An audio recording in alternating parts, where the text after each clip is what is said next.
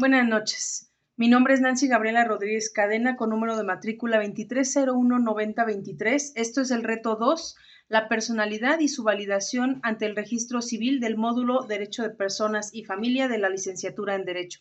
Mi asesor educativo es el doctor Jorge Alberto Andrade Aldana. Vamos a hablar un poquito de los atributos de la personalidad y de las actas expedidas por el registro civil. Vamos a comenzar definiendo la personalidad como la aptitud para ser sujeto o no de derechos y obligaciones que determinan las leyes y se conforman por diversos elementos como son la capacidad, el estado civil, el nombre y el domicilio. Más adelante hablaremos de ellos en particular. La Convención Americana sobre los Derechos Humanos, adoptada en San José, Costa Rica, el 22 de noviembre de 1969, que entró en vigor el 18 de julio de 1978, en su artículo 3, refrenda el derecho humano al reconocimiento de la personalidad jurídica que todas las personas tenemos. Como atributo vamos a definir qué es el conjunto de elementos propios de cada persona y que nos sirven para distinguirnos de entre otros para poder establecer consecuencias jurídicas. Por lo tanto, el nombre lo podemos considerar uno de los principales elementos de la personalidad. Será lo que nos distinga e identifique. El artículo 18 del Pacto de San José declara que toda persona tiene derecho a un nombre propio y a los apellidos de sus padres o al de uno de ellos. La ley reglamentará la forma de asegurar este derecho para todos mediante nombres supuestos si fuere necesario.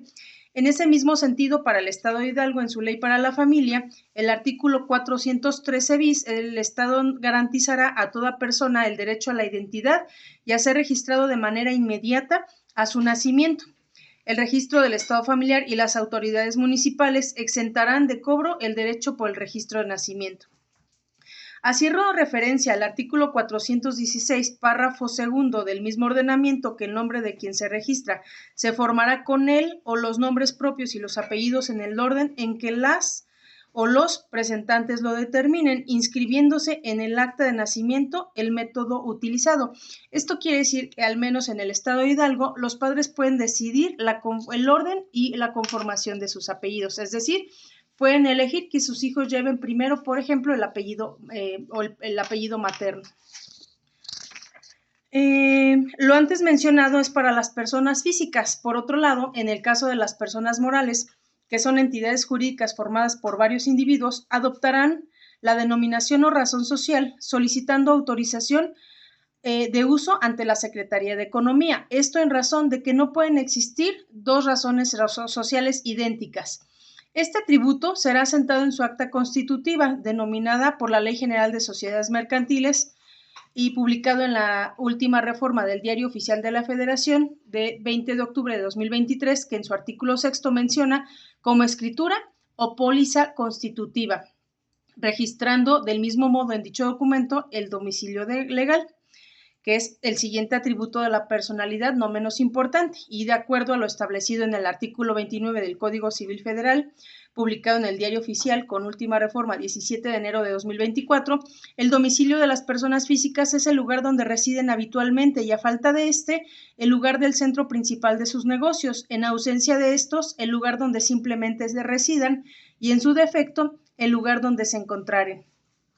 A continuación hablaremos de un atributo exclusivo de las personas físicas, que es el estado civil. De acuerdo con Jorge Fernández Ruiz, en su libro El Estado laico y los derechos humanos en México 1810-2010, publicado por la Universidad Nacional Autónoma de México año 2012, en el capítulo El registro civil de las personas, explica desde una perspectiva jurídica el estado civil de las personas como el conjunto de situaciones en las que se ubica el ser humano dentro de la sociedad respecto de los derechos y obligaciones que le corresponden, derivadas de acontecimientos, atributos o situaciones tales como el nacimiento, la adopción, el matrimonio, el divorcio, la muerte, y en suma contribuyen a formar su identidad.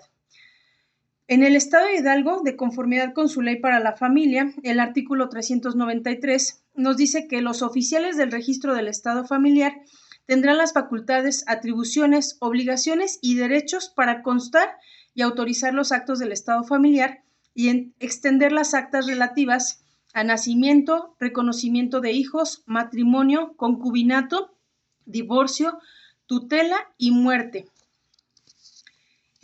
así como a inscribir las ejecutorias que declaren la ausencia, la presunción de muerte, el haber perdido la capacidad legal para administrar bienes y las resoluciones definitivas del estado familiar de las personas, las cuales se asentarán en documentos especiales que se denominarán formas de registro del estado familiar.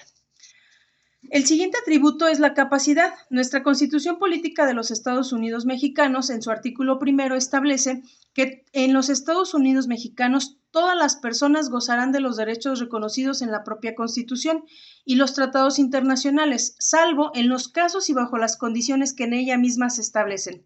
Por lo que podemos entender que la capacidad de las personas se refiere a la aptitud para ser titular de derechos y obligaciones.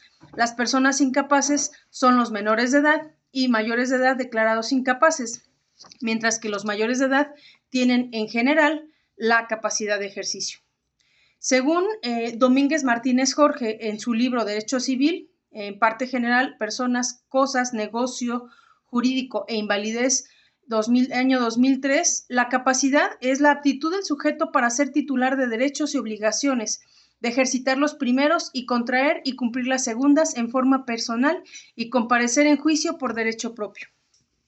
El artículo 22 del Código Federal, última reforma, 17 de enero de 2024, nos dice que la capacidad jurídica de las personas físicas se adquiere por el nacimiento y se pierde por la muerte. Pero desde el momento en que un individuo es concebido, entra bajo la protección de la ley. El artículo 23 de la misma ley nos dice que la minoría de edad, el estado de interdicción y demás incapacidades establecidas por la ley son restricciones de la personalidad jurídica que no deben menoscabar la dignidad de la persona.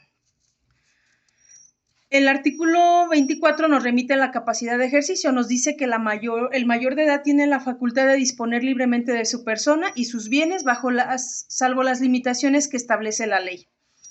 La tutela será la figura jurídica que ayude a quienes no estén en capacidad de ejercicio. Pueden ejercer sus derechos de forma regulada por un medio de un representante. En el Estado de Hidalgo, dicha figura queda regulada en la Ley para la Familia del Estado de Hidalgo.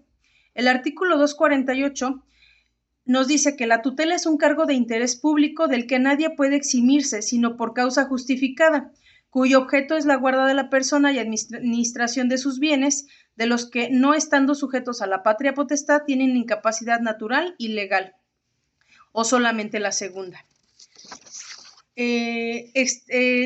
Vamos a hablar sobre las actas de la tutela. En el artículo 434 nos indica que extendida el acta de tutela se anotará en el acta de nacimiento del incapacitado, observándose para el caso que no exista en la oficina del registro del estado familiar, la remisión de la misma se hará en la oficialía municipal correspondiente. Muchas gracias por su atención.